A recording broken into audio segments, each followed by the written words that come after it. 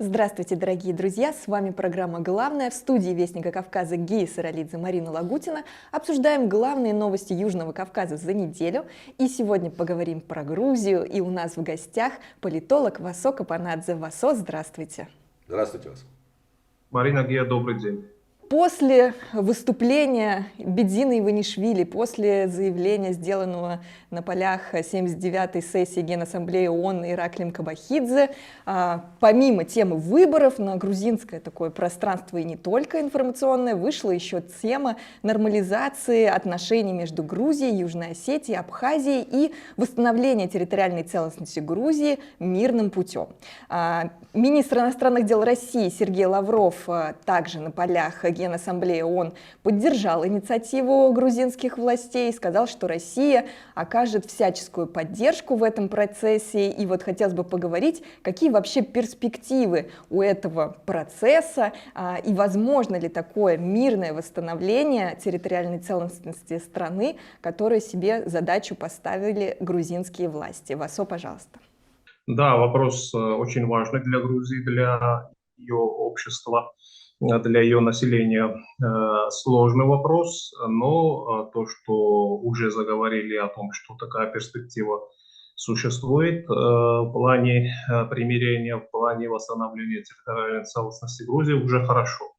Главное, чтобы сейчас процесс реально сдвинулся с мертвой точки, и в этом плане очень многое зависит от результатов парламентских выборов, до проведения которых осталось меньше 3 недель, чуть больше 3 недель. Заявление Бедзины Иванишвили действительно вызвало большой интерес среди многих людей и в Грузии, и в России, и на местах в Южной Осетии, в Абхазии.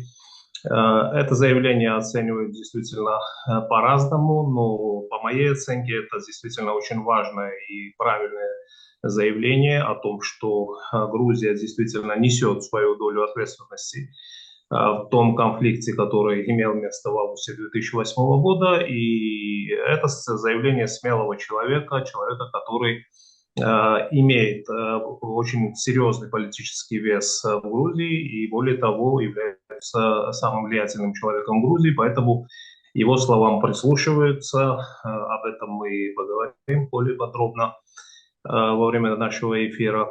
Но, с другой стороны, конечно же, это заявление не понравилось врагам Грузии, представителям деструктивной политической оппозиции, определенным силам в западных странах, как в США, так и в странах Евросоюза, потому что таким образом их влияние может сократиться на Грузию в том плане, что вот Россия ваш враг, с Россией нельзя разговаривать.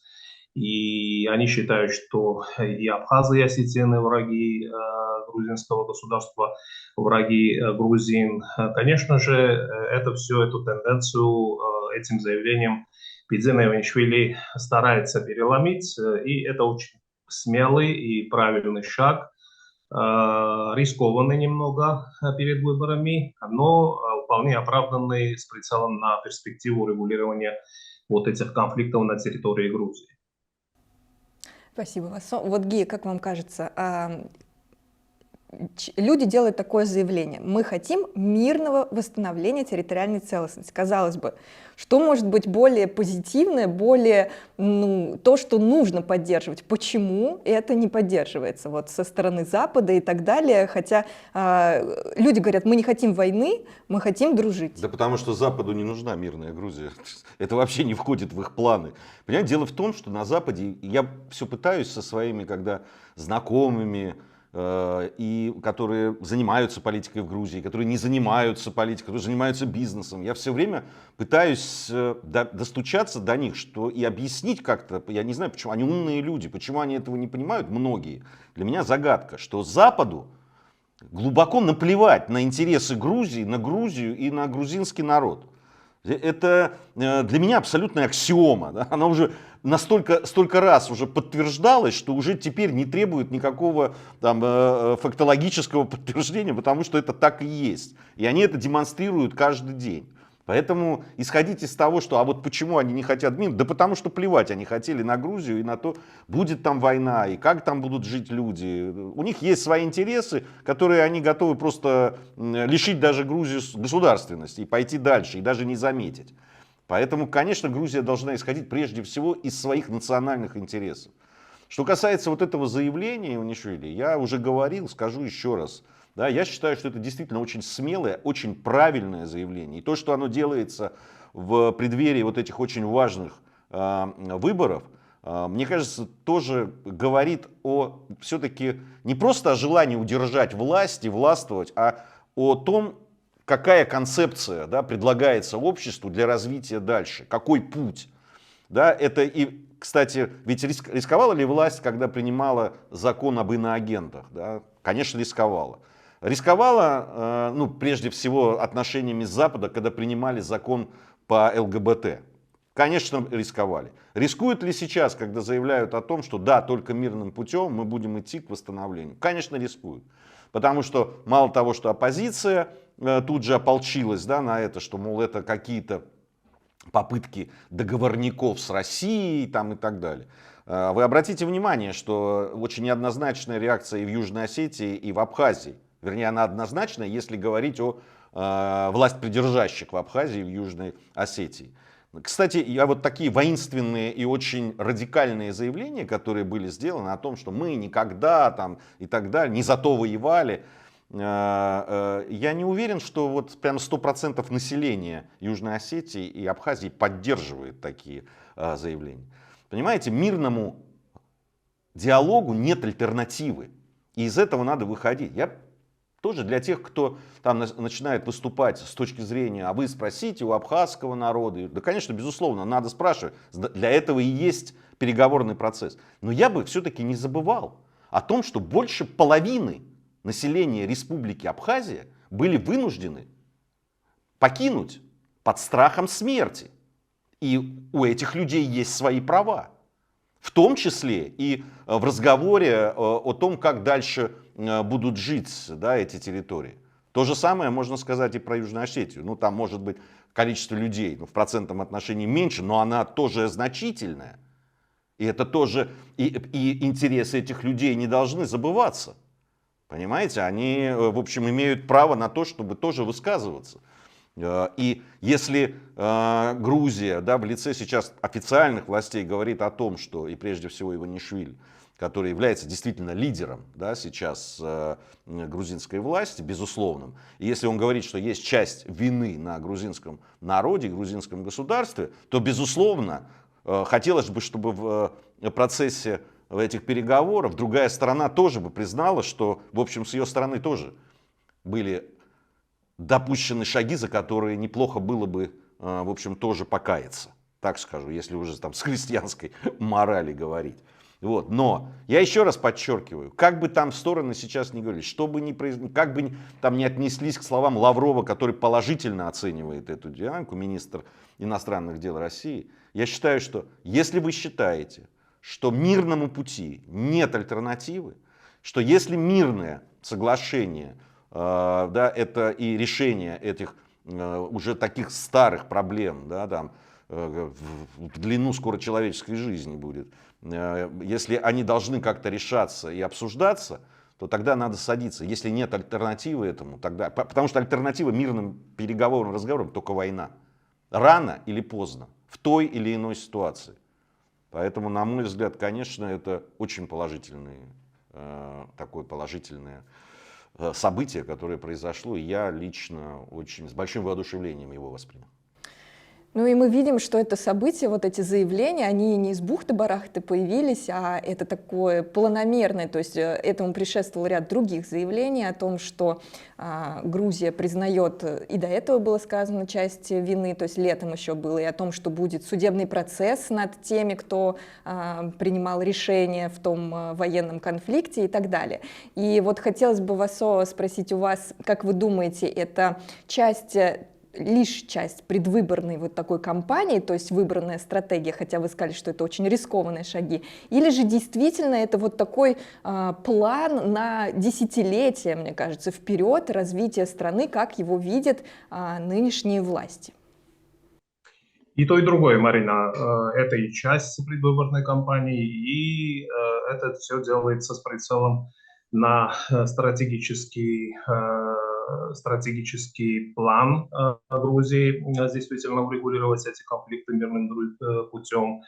Еще и часть той новой политики Грузии, которая называется суверенной политикой. То есть очень важным процессом является то, что Грузия за последний год-два делает, очевидно, это уже разворот в сторону многовекторной политики. Если даже в первые годы правления грузинской мечты было очевидным, что у Грузии откровенно выраженный прозападный курс, то сейчас курс меняется в сторону суверенной политики, осуществления вот такой политики, в сторону укрепления своего суверенитета.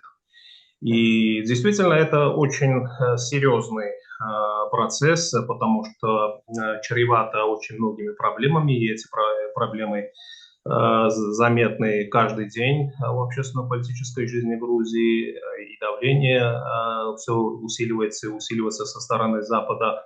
Речь каждый день идет о санкциях, о персональных санкциях, которые будут введены против нынешних грузинских властей. И речь идет, конечно же, о том, что если результаты парламентских выборов не устроит Запад, то они их не признают. Это все, конечно же, очень серьезно, достаточно серьезная ситуация предвыборная у нас, как говорил классик, исследуя глубину кризиса, трудно, значит, сохранить оптимизм. Но мы все-таки этот оптимизм сохраняем, исходя из реалистической оценки, исходя из реального анализа ситуации.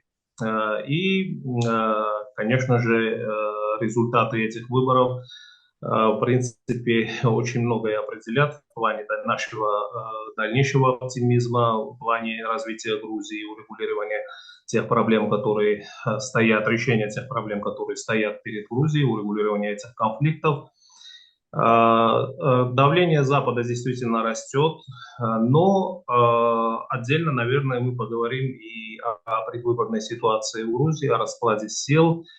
Не все так однозначно, как нам хотелось бы, чтобы было в плане ожидания результатов, положительных результатов парламентских в пользу тех сил, которые за суверенный курс развития в стране. Есть какие-то определенные сложные процессы сейчас. Об этом мы еще конкретно поговорим. Ну, а так, в плане заявления Бидзины Иванишвили, это далеко идущее со своими целями заявление. Вот на десятилетие, как вы сказали, Марина, вперед это заявление делалось.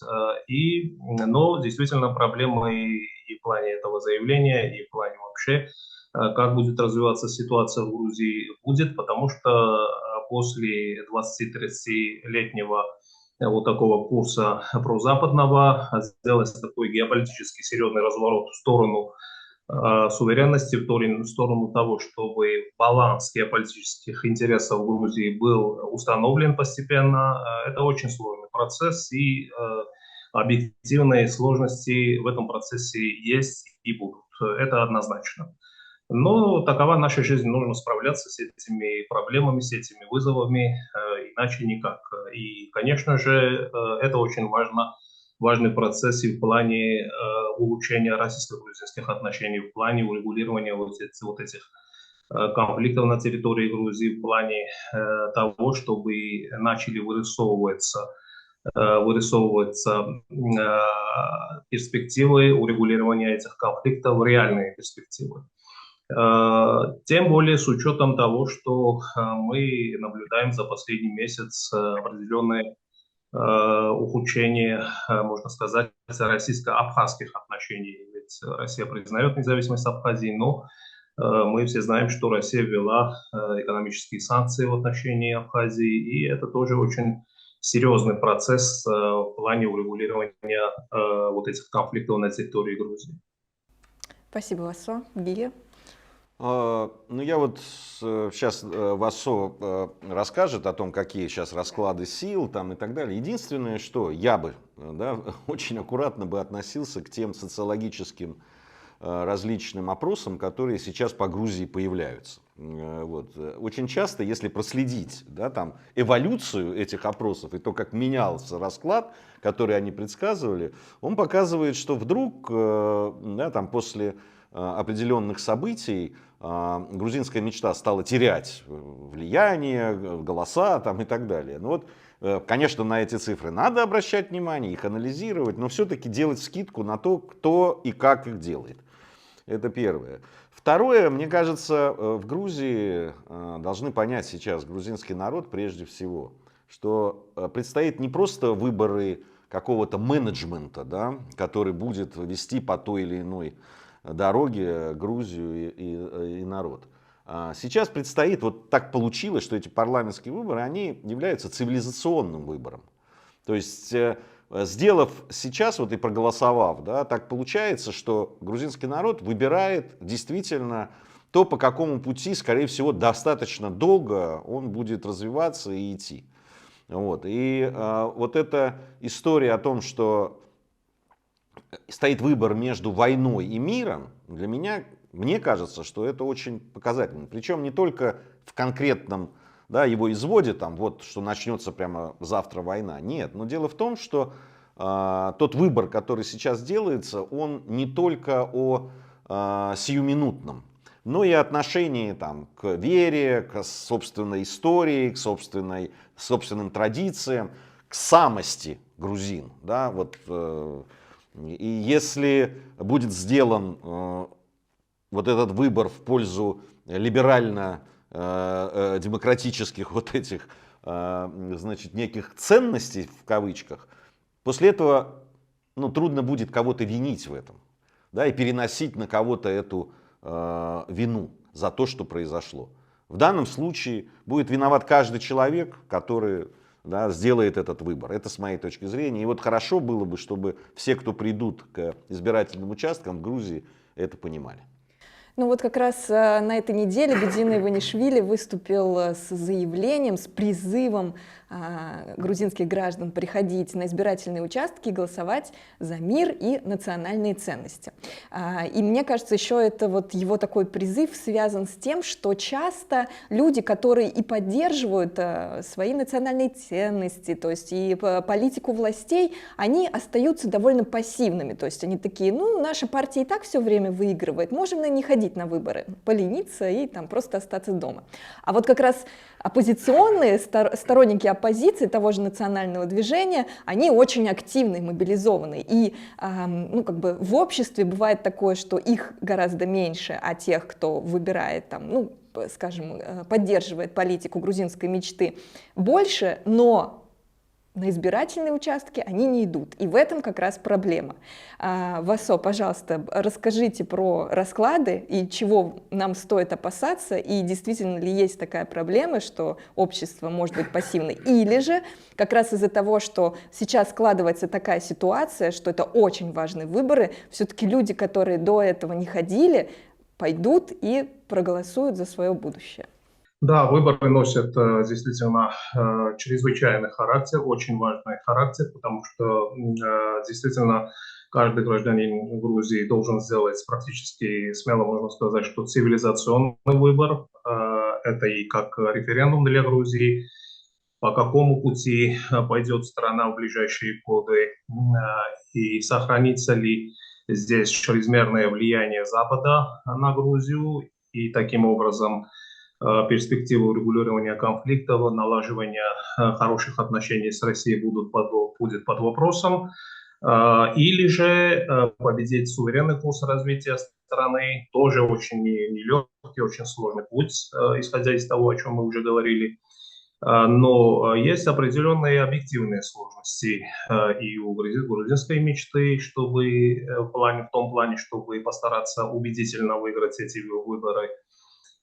И в этом плане, конечно же, были допущены за прошедшие годы И кадровые ошибки, вы все хорошо помните, что были сделаны неправильные выборы в плане продвижения на пост президента в свое время господина Маргулашвили и потом позже уже нынешнего президента госпожи Зурабишвили, которые и один, и другой обвиняют в настоящее время грузинскую мечту в том плане, что она проводит прокремлевскую политику. Это не так действительно. И, соответственно, эти выборы, эти решения продвинуть на пост президента этих граждан, этих кандидатур были ошибочными.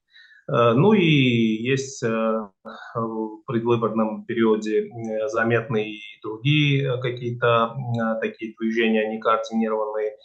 Можно сказать, можно отметить, вот последний пример привести, когда неделю назад антикоррупционное бюро, значит, сделало заявление, что две ведущие неправительственные организации, их деятельность носит откровенно политический характер, поэтому они обязаны, значит, в срочном порядке предоставить свои финансовые счета, и что они, значит, будут лишены права наблюдения на будущих парламентских выборах. Но буквально вчера премьер-министр Грузии высказал противоположное мнение. И сегодня как раз это антиконституционное бюро вынуждено было отменить свое решение и,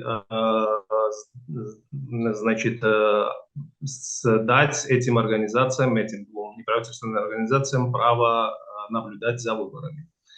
То есть определенные лапсусы, определенная нескоординированность в рядах ведущей политической партии грузинской мечты прослеживается, к сожалению. И очень важно, чтобы на протяжении вот этих 3 недель, что осталось до проведения выборов, монолитность грузинской мечты была сохранена, потому что давление со стороны Запада возрастает только. И американское посольство в Грузии ведет себя в этом плане очень радикально, делает радикальные заявления и достаточно агрессивные в плане того, как грузинская мечта готовится к выборам, и в сторону лично Бизена Иванишвили делаются такие агрессивные заявления, что он типа намекает на то, что он время от времени врет в своих заявлениях, допускает вранье. То есть предвыборная ситуация достаточно сложная в Грузии. И можно сказать, также очень важно отметить то, что всего лишь чуть больше 3 недель осталось до выборов, а предвыборная программа правящей партии еще не была представлена для обзора, значит, населения, чтобы население знало, какие приоритеты у грузинской мечты предвыборные, и чтобы у населения была возможность ознакомиться. Позавчера, 1 октября, должна была состояться презентация вот этой предвыборной программы, но из-за болезни премьер-министра Грузии перенесли на следующую неделю презентацию этой программы. Это тоже, значит, указывает на то, что не совсем там все однозначно в рядах правящей партии на фоне вот такой сложной предвыборной ситуации. И, наверное, нужно, чтобы грузинская мечта более активно себя проявила за эти 3 недели, более разнообразно, чтобы были предложены новые идеи, новые инициативы грузинскому обществу. Нужна, как говорится, новая элита, с новыми идеями, новая философия, новая стратегия развития, потому что мы же выбираем парламентариев на ближайшие 4 года, а за эти 4 года как будет развиваться ситуация вокруг Грузии, в самой Грузии, конечно же, это очень важно для каждого гражданина Грузии, и должно быть представлен должен быть четкий план как ведущая грузинская политическая сила собирается, значит, позиционировать во время период на протяжении ближайших 4 лет.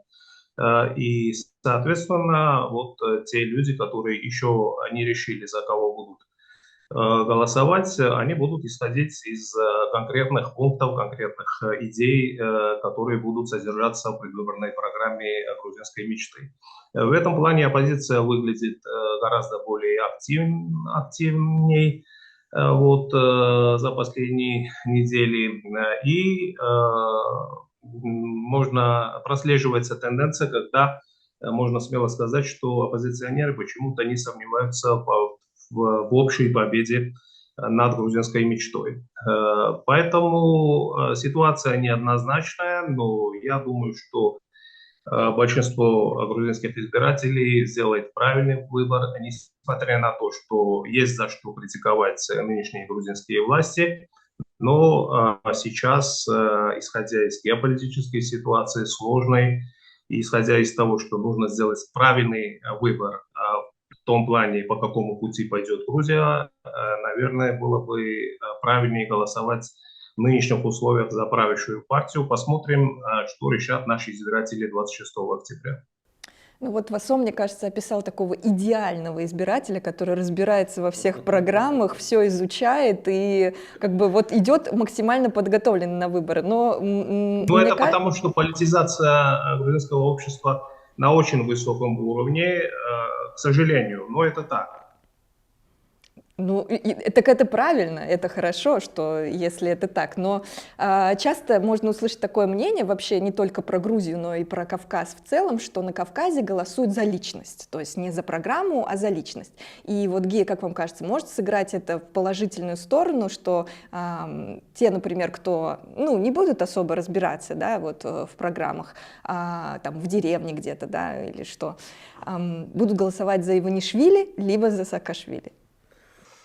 Ой, если есть в Грузии остались люди, которые готовы, и их наберется какое-то серьезное количество, кто готов голосовать за Саакашвили, но у меня тогда мало комментариев по поводу этого, честно вам скажу. Что касается вот того, что сейчас, о чем сейчас говорилось по поводу программы там и так далее. Вы знаете, конечно, там действительно в Грузии очень высока политизация, хотя я все равно не очень верю, что люди даже сильно политизированные сядут и начнут всерьез анализировать, простые люди, я имею в виду там программу. Конечно, там они прочтут главные лозунги там и они абсолютно Васо прав, они важны просто для агитации, для того, чтобы сподвигнуть тех, кто еще не решил, за кого он будет голосовать, чтобы были какие-то лозунги, которые попадут в самое сердце, да, или в голову того человека, который пойдет голосовать. Я, честно говоря, по поводу монолитности, все-таки под таким давлением, мне кажется, как раз грузинская мечта продемонстрировала, что она довольно-таки так хорошо сцементирована, да, потому что я не вижу особо громких, да, каких-то уходов из партии вот именно в этот период, да, каких-то скандалов, которые действительно можно было воспринять как скандалы. Да, наверное, есть какая-то несогласованность, но, честно говоря, на фоне этого пререкания оппозиции, которые до меня, во всяком случае, доходят, да, когда они там встречаются несколько раз для того, чтобы договориться, и вроде уже как все договорено, и все равно расходятся, и не договорившись.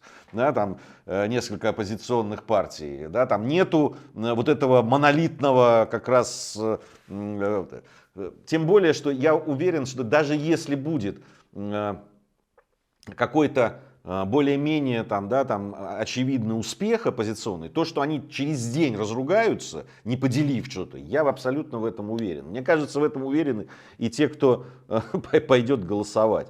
Вот здесь как раз, на мой взгляд, как раз у грузинской мечты есть преимущество. Но есть одна очень серьезная вещь, которая играет против грузинской мечты. Это усталость людей от того, как долго они находятся у власти. И вот это точно играет против них, на мой взгляд. Во всяком случае, когда я разговаривал, они уже там с 13 года, с 12 года, вот это уже столько лет, и все, а мы Хотя я бы все-таки посмотрел бы на то, да, к чему, да, все-таки в итоге с Саакашвили пришла Грузия, да, к войне, к очень серьезному испытанию такому, и посмотрел бы, с чем сейчас Грузия находится, и с экономическими показателями, и с уровнем жизни, и с уровнем безработицы, и по многим параметрам. Вот. А главное, есть стабильность и нет вовлеченности в те конфликты, которые сейчас происходят. На мой взгляд, это сейчас, опять-таки, это все-таки мир и война. Я боюсь, что если будет выбор сделан все-таки в пользу тех, кто не за мир, то Грузию ждет очень серьезное испытание. Очень серьезное испытание. И, честно говоря, для меня это как раз очень... Мне казалось, так скажу, что выбор очевиден. Но вот даже исходя из того, что я сейчас читаю, из того, что уважаемый Васо говорит, к сожалению, вот эта вот очевидность, она не очевидна в Грузии. Ну, посмотрим.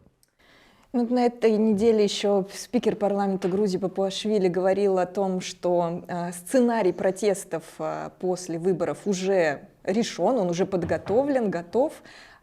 Подготовлена с американской стороны, и получается, что вообще неизбежно. То есть если даже мы сейчас все наши опасения откинем в сторону и помечтаем о том, что грузинская мечта выиграет, например, с большой разницей, то все равно, получается, эти протесты будут, и, как мы все знаем, что бархатные революции обычно совершаются как раз на волне того, что проходят выборы, и дальше объявляется, что выборы фальсифицированы, и пошло-поехало. Вот как вам кажется, вот эти сценарии, есть вообще какой-то способ им противостоять? Или же они настолько неизбежны, что даже если грузинская мечта победит, все равно придется хотя бы на какое-то время окунуться вот в эту пучину хаоса? Васо. Да, очень хорошая тема, Марина. Вот я затронул вопрос о том, что Грузии ждут определенные испытания. Они нас ждут, я чувствую, в любом случае, потому что, анализируя ситуацию за последние 30 лет в Грузии, в принципе, можно сказать, что вот сейчас мы как раз подходим к точке своего исторического испытания.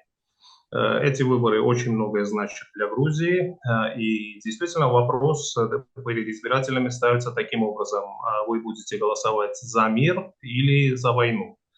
То есть это все преподносится в таком плане, что если вы голосуете за правящую партию, то в стране будет мир, иначе будет война. В этом плане, конечно же, в этом есть большая логика, и потому что если выиграют вот эти представители оппозиционных сил деструктивных, в таком случае, конечно же, страна может оказаться действительно перед серьезными проблемами геополитического характера и перед опасностью, что в стране будут военные действия и что страна пойдет по пути украинизации. Такая опасность действительно есть.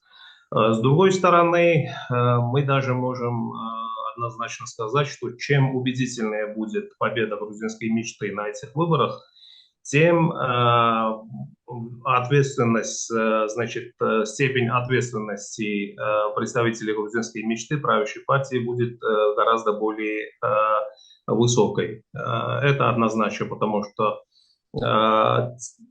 то, о чем обещали избирателям представители грузинской мечты, что представители национального движения понесут теперь уже после выборов, понесут теперь уже и правовую ответственность за то, что было сделано в августе 2008 года, и не только за это, конечно же, очень серьезные намерения, проблематичные, рискованные тоже. Но если заглянуть в будущее, постараться заглянуть в будущее, то это очень серьезный, но вполне оправданный план. И иначе, как в одном эфире мы обсуждали на канале Соловьев Лайв, тогда мы говорили о том, что Грузия иначе не сможет оздороветь. И действительно, нам нужно оздоровление. Я имею в виду ту общественно-политическую жизнь Грузии. Общественные силы, политические силы должны постараться, чтобы ситуация была более здоровой, климат общественно-политический в Грузии, потому что проблем очень много. Есть такое ощущение, что за последние 30 лет мы ходили по кругу все время, и мы находимся в плену тех проблем, которые у нас возникли сразу после развала Советского Союза, и как-то нужно будет переломить вот этот ход, такой ход событий. Поэтому я говорю, что ответственность очень высокая будет на плечах у будущих парламентариев, и все мы, граждане Грузии, должны постараться, значит, сделать правильный выбор 26 октября и дальше, значит, стараться, чтобы каждый из нас внес свой хотя бы минимальный вклад в том плане, чтобы Грузия пошла по правильному пути, чтобы страна сумела действительно шаг за шагом преодолеть и справиться с теми проблемами, которых очень много в Грузии на самом деле. Это и демографические проблемы, и проблемы территориального устройства, и экономические проблемы, несмотря на то, что есть определенный экономический прогресс в стране, но все равно эта экономическая ситуация, значит, нужно будет экономическую ситуацию улучшать в стране. Уровень жизни в Грузии все-таки не такой, каким хотелось бы, чтобы он был. Поэтому очень много работы, очень серьезный этап в жизни Грузии наступает. И посмотрим, нам и в будущем будет в этом плане о чем поговорить. Тем будет очень много, потому что регион очень интересный, очень сложный. Тем более на фоне тех событий, которые происходят в мировой политике и конкретно на постсоветском пространстве. Спасибо, Васо. Подытожим. Ну, мне кажется, все, что касается Грузии, было сказано. Я бы буквально две фразы. Мне кажется, что на стороне грузинской мечты и вообще вот этого пути есть один очень серьезный такой козырь. Это заинтересованность региональных стран в том, чтобы Грузия оставалась стабильной. В этом заинтересованы и Азербайджан, и Турция, и Россия. Да? Это все игроки, которые, да, там, и Иран, кстати, которые заинтересованы в том, чтобы Грузия оставалась стабильна и чтобы она сумела вот уйти все-таки от этой вот стопроцентной зависимости от Запада. В этом заинтересованы абсолютно все игроки региональные. Вот. И я надеюсь все-таки на то, что их поддержка. И, кстати, конечно же, еще на поддержку Китая, о которой я говорил, который все больше и больше играет роль в грузинской политике. Вот. Я вообще считаю, что Китай во многом стал таким, ну что ли, таким гарантом того, для тех же грузинской мечты и для руководителей грузинского государства, что они набрались такой вот смелости геополитической и бросили вызов Западу.